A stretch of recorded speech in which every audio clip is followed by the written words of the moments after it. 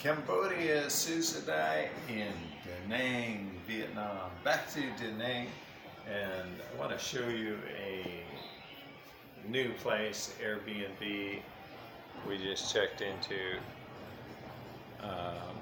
It's called Olwen, O-L-W-E-N, I think it is, home. And this one is a studio apartment, air conditioning, couch. And the big one, it has a little kitchen, so we can actually do a little cooking.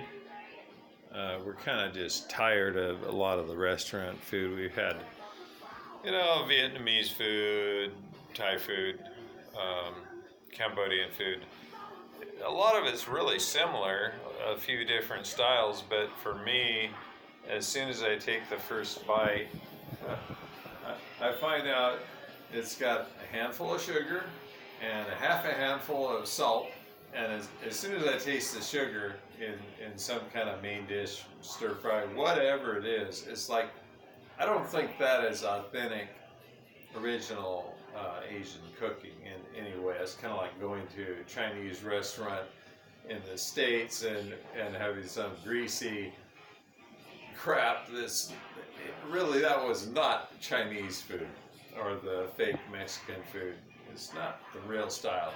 You can find authentic Asian food, but in the big city, it's absolutely kind of tourist trap kind of thing, and yeah, I'll get into that.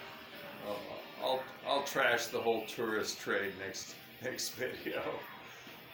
But anyway, yeah, Airbnb, about $15 a night if you rent for a few days. You get a discount for more, air conditioning, a TV that actually works, has one remote so you don't get confused,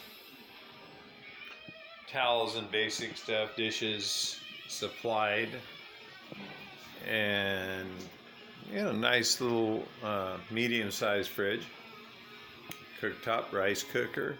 Yeah, it's got all the basic stuff. And probably that's a fan hood. That's one of those phony fan hoods. Half the time these buildings are just concrete block, and they don't really plan well in terms of construction, so they tend to not have ventilation fans.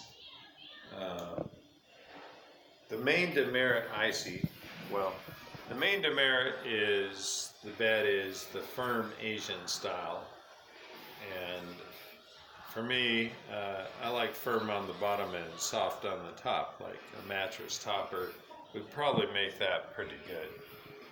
The bathroom, good. It is not the wet bathroom. We'll try out the hot water and all that. Typically, you run into hot water issues, faucets that leak. That is just Asian kind of lack of ingenuity. We'll check out the sprayer here. Oh yeah. I would call that the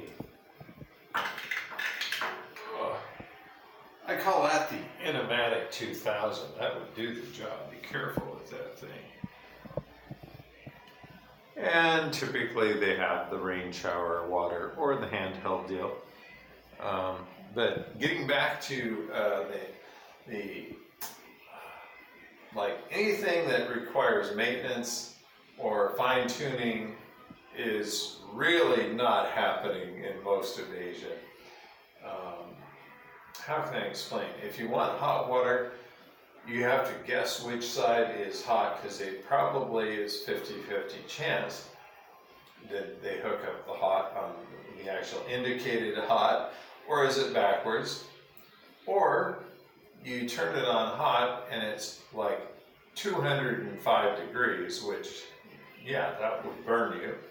So you turn it down a little, and one hotel I stayed in, you had to fine tune it to a high degree, and I must have wasted 50 gallons of water just trying to figure out which was hot and then it would go from hot to freezing cold in a minute adjustment. So what the deal is they have a flow valve that is faulty. It was a brand new hotel, so I suspect maybe they had sediment, or there's some little adjustment, which very simple. All you'd have to do is adjust the flow valve, and then it would balance the hot and cold water, so you don't just go from burn your skin to ice water, which is what that was doing.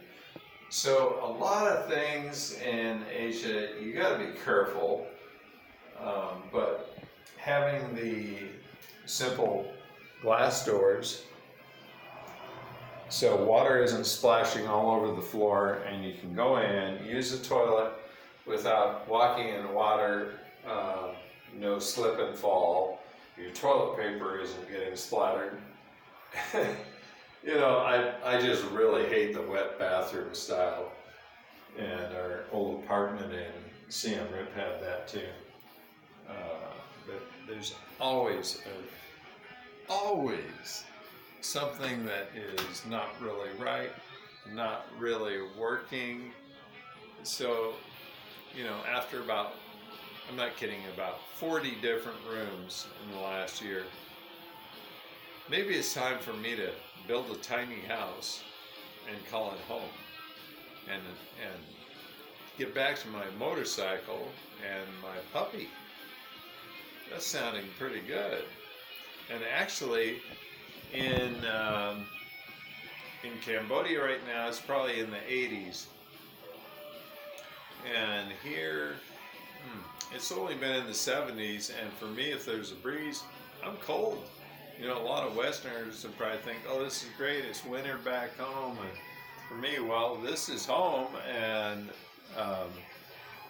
it hasn't been particularly that sunny. I think my other trip to Danang, it was a bit warmer, maybe in the low 80s. So this is not the hot season, but in Cambodia it has been warmer. We'll get back there and start our project, but lots of plans for building and creating a little future there. Anyway, until next time, like and subscribe. We'll keep rolling, and we gotta rent. Oh yeah, they do have motorbike rental here, 130,000. Usually it's like 120, 125 for a 125cc Honda motorbike, Yamaha, whatever, per day. And it shouldn't be more than, if it's 150, that should be the big scooter, like 150cc. Interesting, it follows dong price mixed equals the size of the motor, it seems. But anyway, you should be able to rent a scooter for $5 or so. And but really watch out what the scooter condition is. Take pictures before. And I don't like handing over my passport, so I've got the international driver's permit, which you need. If you get stopped, they can give you a big fine, or they can just take the scooter away. So look out for those police in Vietnam. And also, a lot of police really undercover plain clothes, so you don't really know who you're dealing with. Do not talk negatively about anything associated with the government. You don't want to go to jail. So, until next time, like and subscribe. Take care out there.